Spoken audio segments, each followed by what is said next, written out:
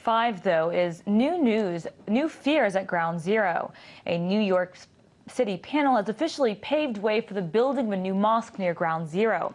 The announcement has not been welcomed by all, however. A number of organizations in New York and around the country are calling the funding of the Islamic project into question, while insisting building a mosque near Ground Zero would be insensitive to the victims and families.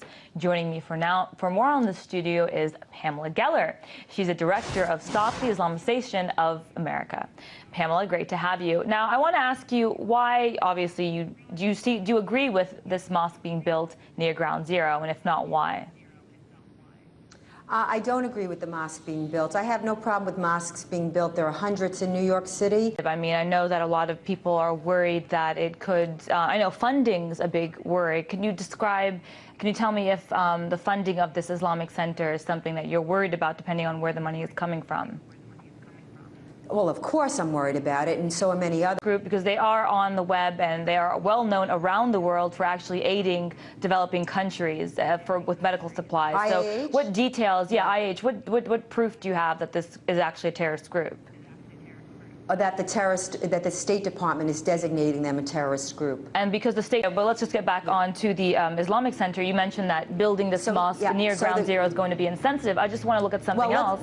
Getting back the U.S. government actually built Mount Rushmore in the Black Hills, which is sacred ground for the Sioux Lakota Indian people. But you didn't see a lot of opposition there, and you actually saw that go through. Now it's a huge tourist site. So what if this Islamic Center actually becomes huge tourism for New York City? Would you still consider it something that's insensitive?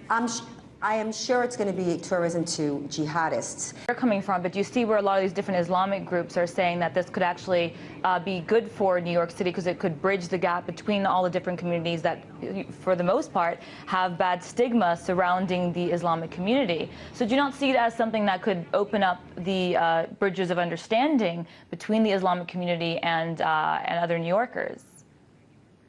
I don't see how building a mega mosque at Ground Zero. Wouldn't that be helpful for the American people to get an idea of what the religion's about? I think it'd be more helpful if it was an academic center dedicated to expunging the Quran.